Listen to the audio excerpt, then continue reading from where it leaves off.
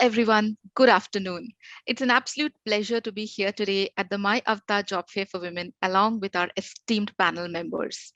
And we are going to discuss about a very important and interesting topic: emotions and finances, how to rewire the connection. Please join me in welcoming our first speaker, Komal Taneja. With her experience spanning across different areas of infrastructure, operations, engineering, and project management, she is a vice president business operations at Mastercard. Hearty welcome to the session, Komal. Thank you. I also have with me Vidya Munuratnam, Director Learning and Diversity at Laos India. In her current role, she leads the learning and development as well as diversity and inclusion teams for Laos India. Hearty welcome to the session, Vidya. Thanks, Nisha. To know more about the speakers, please click on the Know Your Speakers tab at the lobby. So, a topic for discussion today, emotions and finances, how to revive the connection, is quite fascinating and thought-provoking at the same time. Women have made significant progress over the past few decades. Today, women occupy several leadership positions in the society and across different business sectors. In fact, our own finance minister is a very enigmatic Nirmala Sitharaman. The banking sector in India has had and continues to have incredible women CEOs both in the public sector and the private sector. The Deputy Managing Director of IMF is Geeta Gopinath, who is an Indian American. Women have also become the most powerful consumers. However, it is a fact that India has one of the lowest figures when it comes to women's workforce participation. As of 2019, our women's workforce participation stands at 21%, and it is one of the lowest in the world. It is our vision at Avatar to enhance the gender balance at the workplace to 50-50 by the year 2030. And we've been doing a lot of work in this space. In fact, in the year 2014, we did a very interesting research titled The Economic Centeredness of Indian Women. And we had some very interesting insights from this study. One of the key findings was that fathers tend to be the most favored role models for women when it comes to managing money, closely followed by mothers. So my first question to both of you, Komal and Vidya, is who were your role models when it comes to managing money? So where did you learn your early lessons in managing money? Over to you, Komal first, and then followed by Vidya. Sure. Thanks for that question, Nisha. Now, my answer may sound a little philosophical, but this is what it is for me. I think for me, the role model when it comes to financial management was life.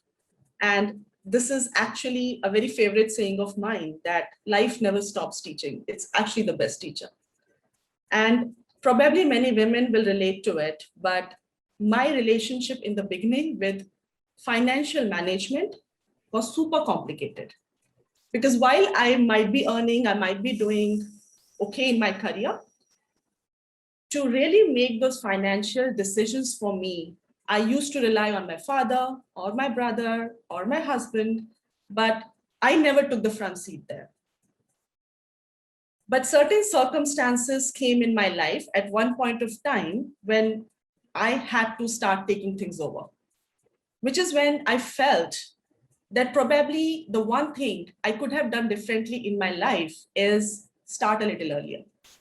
Probably started making those decisions a little earlier, because I saw a drastic change in my personality when I started taking those decisions for me.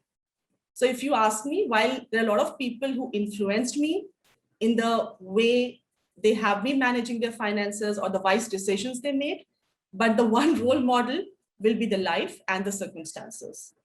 And the one advice I will give is don't wait for the circumstances, start early. So that's my take on the question. Thank you. Thank you so much for sharing that, Komal. Vidya, over to you. Komal, that was great insight. I think a very different perspective that you shared, and I can resonate extremely well with that. Having said that, the role model for me was my aunt. That's my mom's sister, who would at any given point in time, I kind of, and by the way, we come from, back then, slightly low middle class family. And it was quite a tight financial situation. But whenever we used to visit her, I don't know how she would manage whatever. She would kind of, provide us with the best of the, hospitality. Like, how would she manage this? There's a different level of probably financial management that she might undergo with really a good thought process. So for me, I always looked up to her in terms of I should never be in a position that, hey, I can't manage this because, of XYZ pesos crunch or financial crunch. For me, that's the best one. And post that, I think I really, the way I handled my own finances during my hostel days, right? That was 4 years of my engineering, was quite tough. My friends used to ask me, let's go for lunch. I'm like, okay, let's go. And they're like, how do you manage to get money? I'm like, I'm just very, very particular about where I spend. So I think it is all the inspiration from my heart. Thank you so much for sharing that, Vidya. Very interesting. So for Komal, it has been life who's been the biggest role model or teacher when it comes to managing money, and for you, it has been your own aunt. Uh, and I think, you were rightly mentioning, Vidya, women, I think, are known for their exceptional financial management skills when it comes to managing their homes. But the relationship with money often is not very autonomous or independent for that matter. In fact, a study that was conducted by Nielsen and DSP Mutual Fund in the year 2019 found that only 33% of women take independent investment decisions compared with almost 64% men. So, my next question to both of you is, what do you think are some of the challenges that are specific to women when it comes to managing finances? And why do you think women hesitate to take that lead in managing their own finances? I think a lot has to do with the mental conditioning, which has been there for a long time, where women are not seen as the decision makers, especially when it comes to finances. And then in the beginning, we did touch base on the connection between emotions and finances, where women are generally seen to be more emotional and their decisions more based on emotions than the practicality of the situation. I think because of those, I would say, assumptions that women are more emotional and not fit for making those kind of decisions, might be giving way to these misconceptions that women can't do it. And probably with the burden of these assumptions around, women generally does not tend to take that first step. Mainly because of the misconceptions that are there in the society and the conditioning that we go through. I think so. Okay. Vidya, your thoughts? Sure. As far as it is saving, right? I think we are exceptionally good, right? And what happens after that is where the challenges, according to me, and my own example would be good in terms of saving. And there was a point wherein I'm like, hey, what uh, what would happen if I invest and it kind of goes down? Market crashes.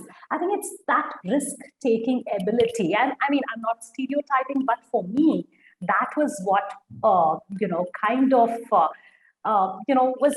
was a trigger.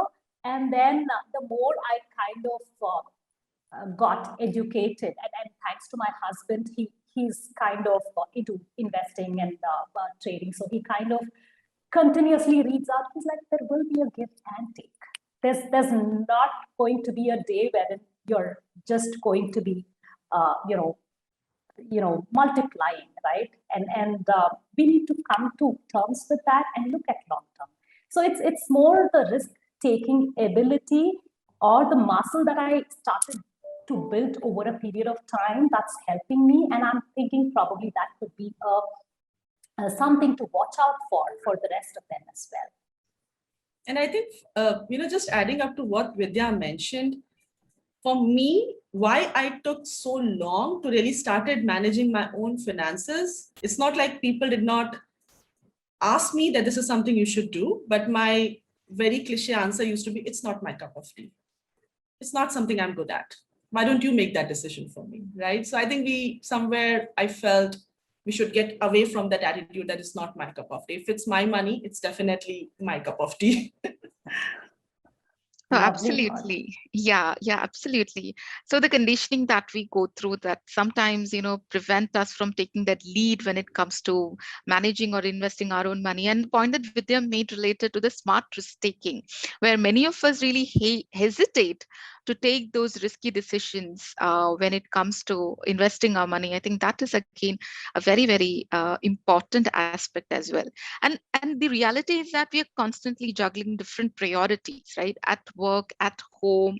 But in that whole perspective of juggling different things, we probably don't give enough focus when it comes to managing our own financial challenges or planning for our retirement, etc.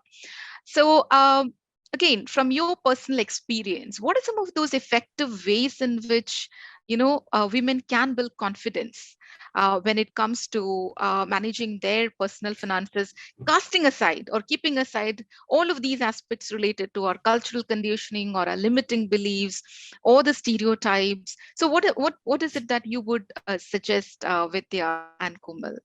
Some of the things that that has stood out for me, or it has been a constant journey, Isha, right? It didn't start at some point. I mean, one fine day, it just was a constant one. So some of the things that I did to kind of think differently is how long am I going to work, and what is going to be my financial situation post a certain point in time, because it could be very different. I could choose to work until the age of 50, or I'm looking at an early retirement in the next couple of years.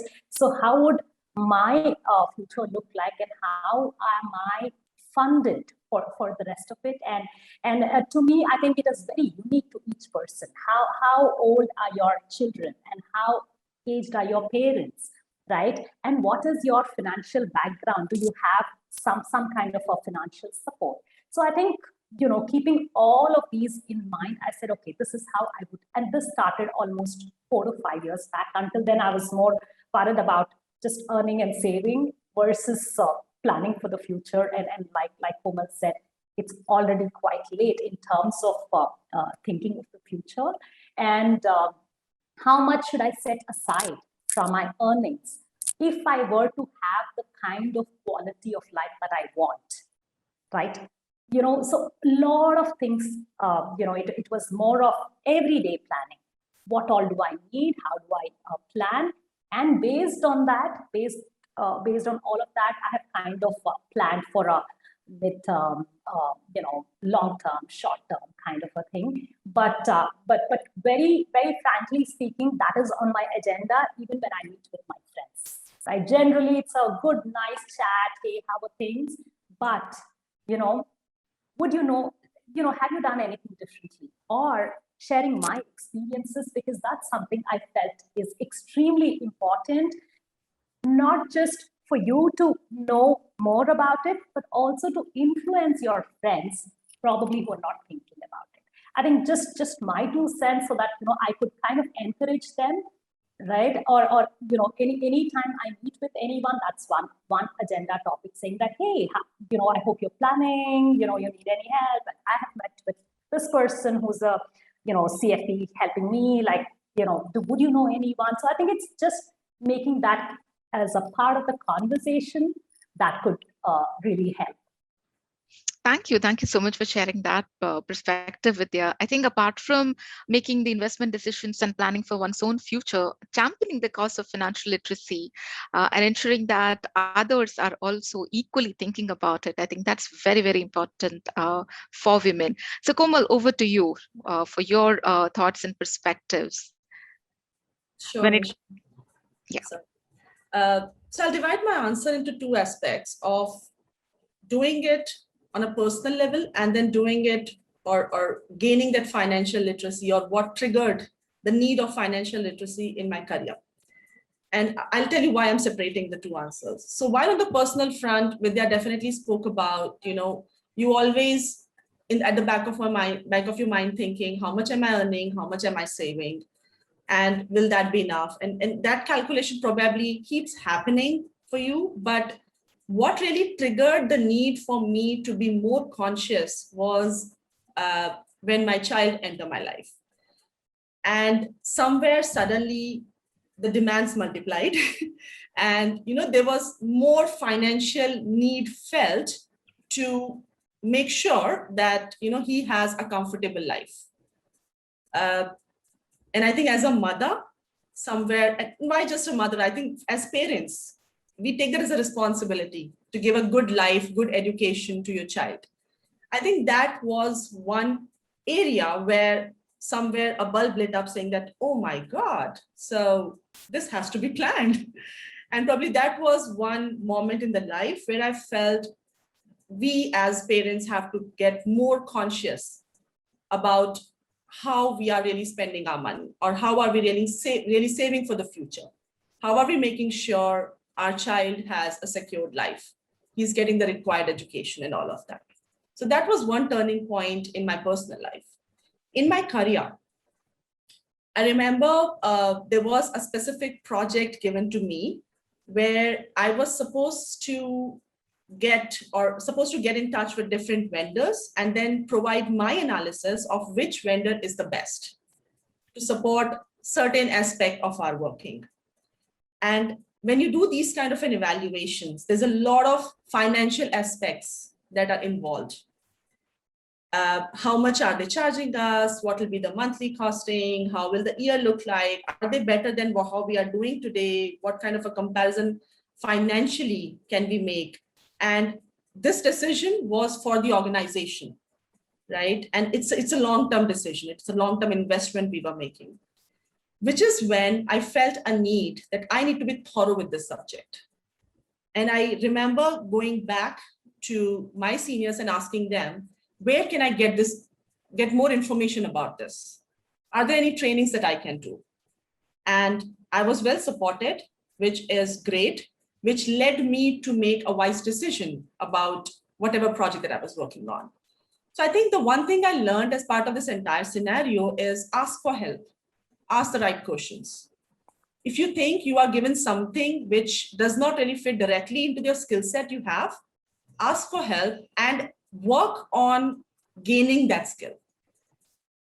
Today, I can confidently say that I have managed projects of this sort, but internally, I know I struggled in the beginning. And that's how I gained my experience. So asking the right questions, asking for help when required, and then eventually gaining that skill, I think that was a turning point for me. Very interesting, Komal. Both the perspectives in terms of, and your experience when it comes to managing your money or taking those key financial decisions as a parent, and then in the profession when there was a challenging situation, how you sharpened your skill when it comes to financial acumen. In fact, my next question is actually related to career planning, right? So when we talk about having a career specifically for women, it's not just about having a successful career, it's about having a sustainable career. So how do we really plan our career? What are the goals that we really set for ourselves in terms of the mid-career stage or senior matured career stage, and as we grow and progress towards our career, across different career stages as we move through? How does financial literacy really help us in taking those key decisions in our career? So how does it really help when it comes to planning a career, setting our career goals? So that is my next question to Vidya and to Komal. Vidya, would you like to go first? Sure. I think it's a super important question, and why I smile is, Nisha, that's constantly on my mind because, like I was mentioning, I probably would be more of a early retirer compared to being in a thing for long term. But it's quite interlinked and such a critical one. And sometimes I might just take a step back and slightly sound philosophical. Having said that, I think what has happened for me or about me is that I've been like, constantly, okay, what next in my career? Versus, hey, is this what I wanted to do from a self-actualization, right? So if both that boundaries are merging, then perfect, right? I would go on. But in case they both are two different sets, then probably I would want to start doing a bit of it right from now so that I can do this at some point in time completely, right? I think the cause that Avatar is running, it's such a beautiful cause, right? Something like that, I really want to, in future, invest in kind of education and really providing free education to kids. If that is what I want to do, then how am I going to fund myself and my brainchild is something that probably is a very critical factor. So while planning, it's not just the planning for today, it's the planning for different stages of your career. Again, don't want to stereotype or generalize, but there are stages wherein you want to really do that those work that will provide you that self-actualization. So how are you prepared for that, both mentally, financially, and is something that is extremely critical. And I'm going through that phase as we speak. So that's why I have a smile. But just always think long term, execute short term plans, but always keep that vision in terms of how will I be supported financially for this, because that one fine day would come in really quick. So just plan for it well in advance and just set aside funds and make sure how that program is going to look like for you and the engagement. Yeah. Thank you, Vidya. Komal, your thoughts? Well, role of financial literacy in career planning. If I just think about career planning alone, I think career planning is identifying what skills, what talent you have, what values do you bring, and then matching it against the opportunities that are present. And another major aspect of career planning is the financial needs you have. And at different levels, starting from beginner to mid to probably an exec level, at all levels, you have financial needs. And so if your career supports your financial needs, then it's very important that you have a control over the need. And that control is something only financial literacy can bring along. Right? So if your career supports your financial needs need to have control, then definitely that control is what we give it, the term that defines that control over your finances is financial literacy. So it's very important, super important. I mean, simple example, you would not like to pursue a job opportunity at a different location, which is costing you more to survive in that location than what you're earning out of it. Right? So it's a very simple example of why financial literacy is important in your career planning. And even as you grow, as I said, the financial needs may get different, but end of the day, it's your career supporting it. So whether your career still is supporting it or not, that's the decision you have to make.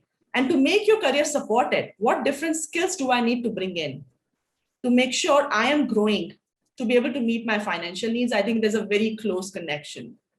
So I think these two aspects definitely go hand in hand for me. Absolutely, Komal. Thank you so much for bringing in that perspective where how financial literacy really helps us in taking those key decisions when it comes to career.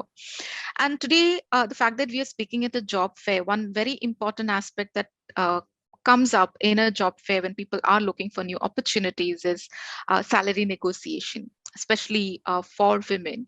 So what would be your tips when it comes to negotiating a salary while looking at a new opportunity? Okay, I could go first, right?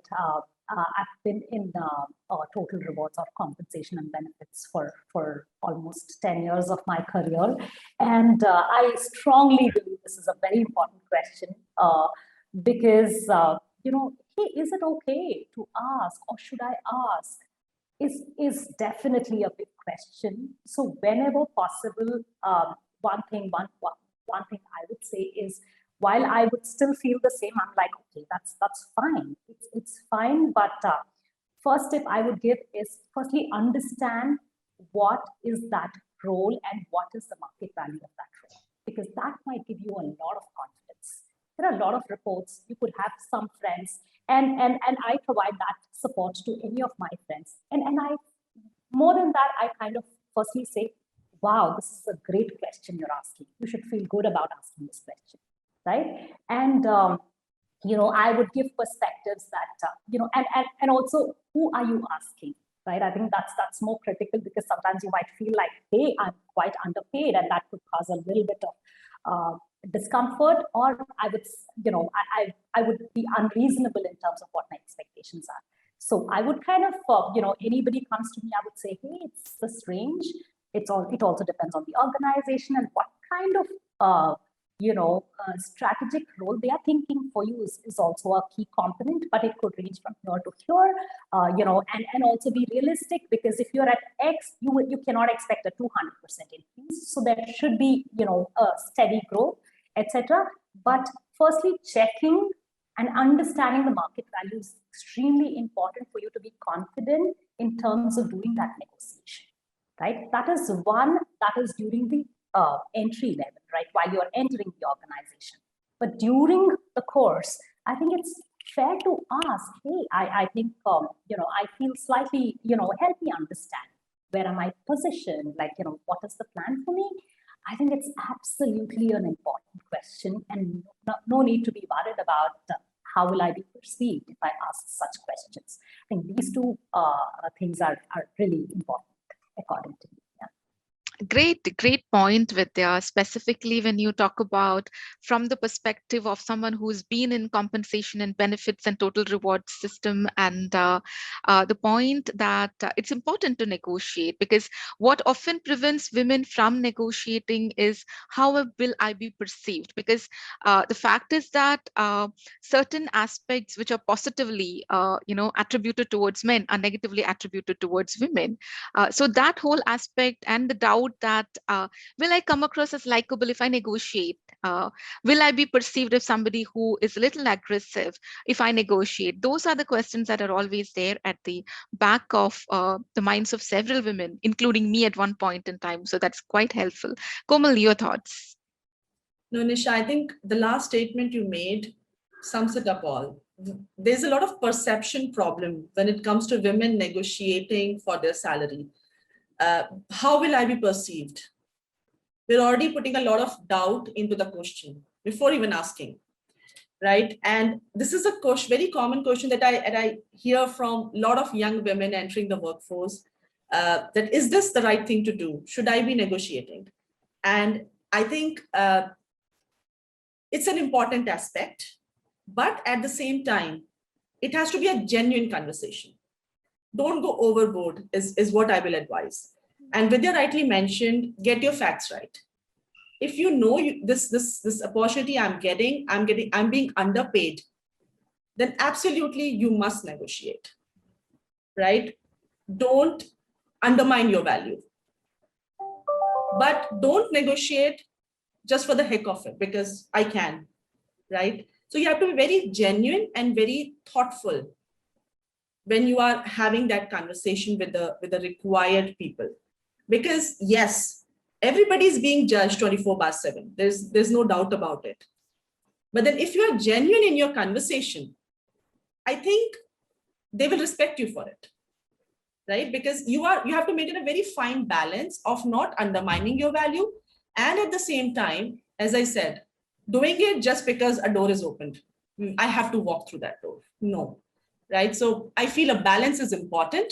And if the need is felt, if it looks like the right thing to do, you must, there's nothing wrong in it.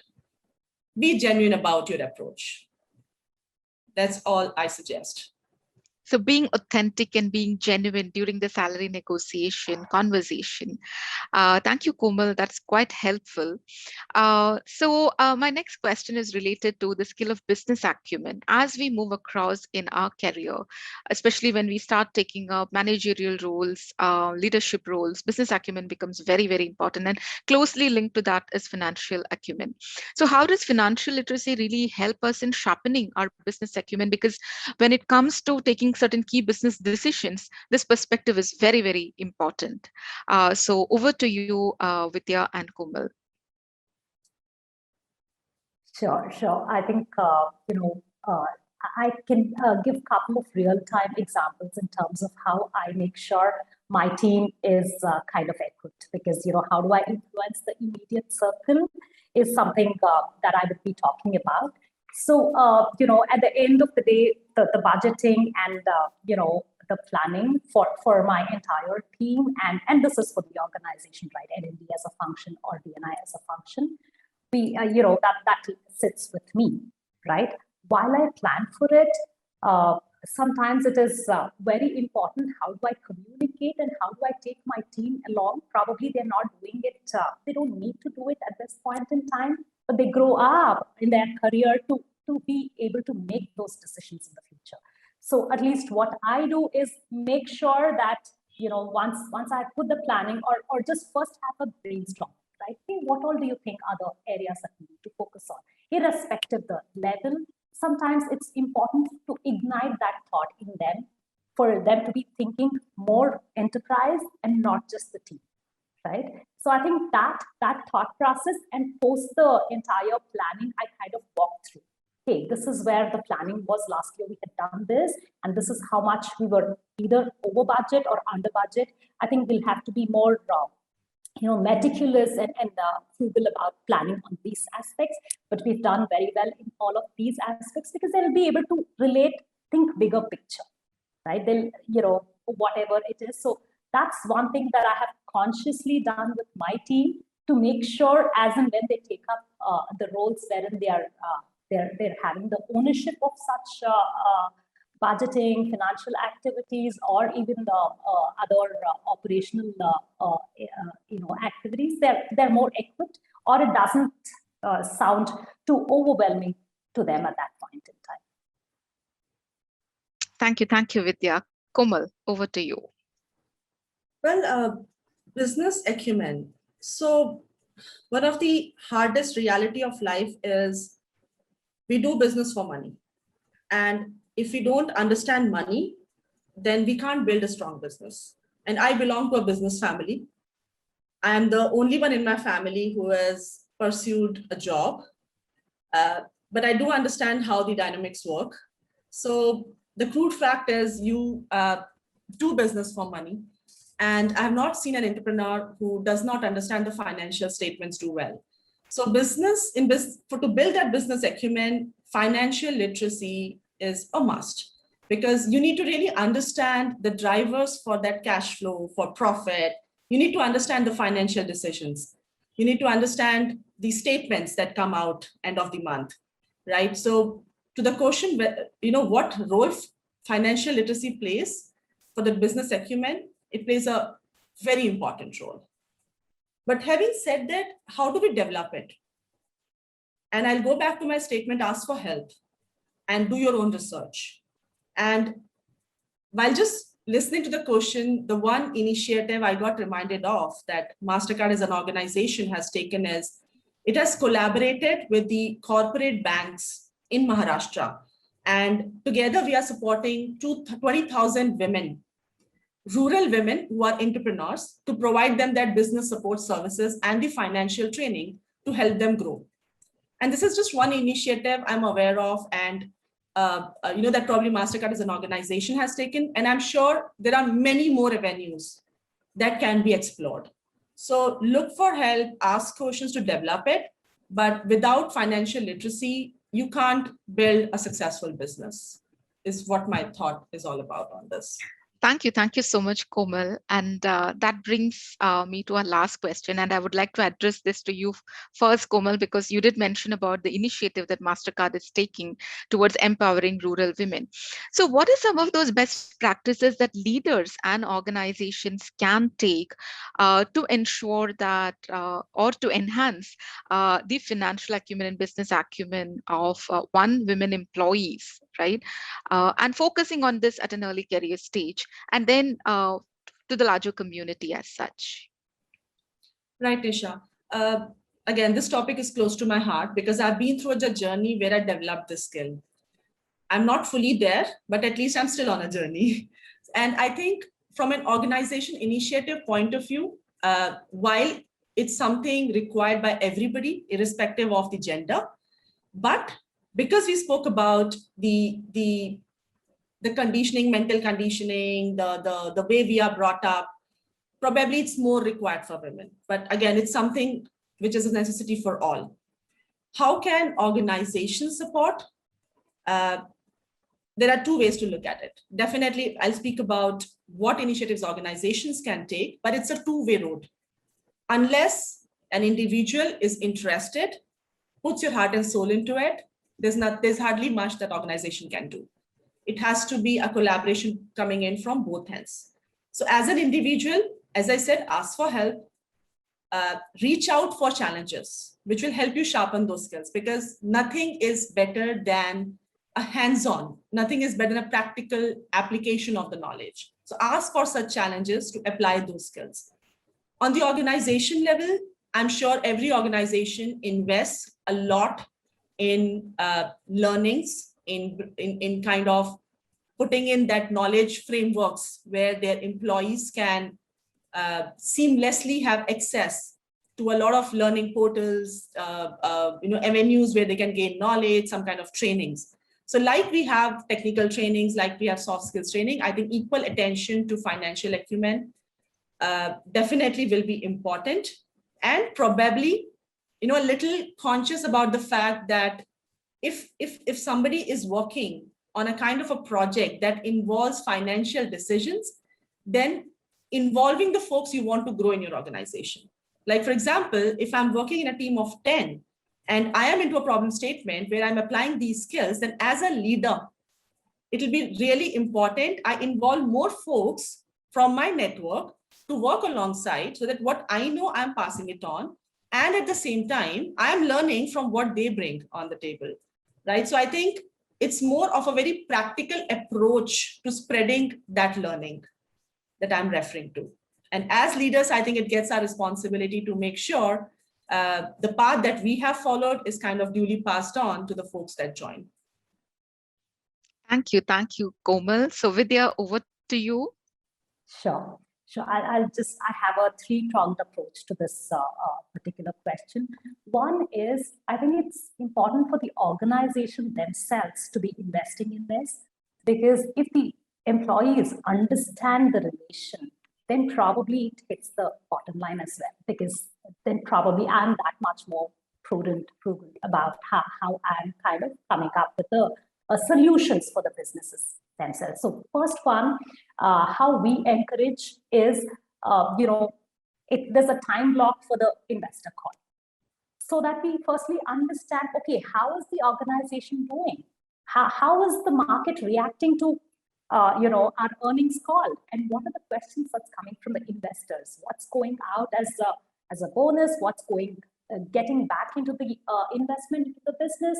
Right. So, and what's getting paid out as to the shareholders. So I think just understanding that and making conscious effort for us to really understand how the business is doing is the first step. Right.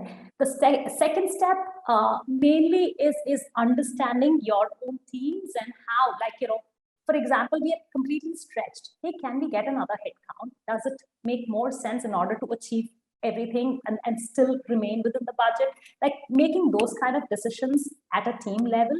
And the third, at an individual level, I feel this entire conversation or investment is a huge word, right? It kind of feels quite a huge one to achieve. So how do we simplify that? It's just about, allocating that in some place, and making it small and taking one at a time, just reading one simple article and investing maybe just a 5,000 and seeing how it is responding, right? I think it's just the simplifying of this entire terminology. I think otherwise it just sounds like a demon in my mind, right? How do I manage finances? I think it's just the simplification at an individual level is what I would say. Thank you so much, Vidya. So what I hear from both of you is Komal mentioning about asking for help and also sharing our journey in terms of how did we start investing. So those lived experiences to others, that becomes very important. And what I hear from you, Vidya, is about the organization's communication to its own investors in terms of the money and finances, and simplifying the whole term investment so that we don't look at it as something that is so daunting, right? So as we come to the end of the discussion today, any final closing remarks in under 1 minute from both of you? That's a difficult one.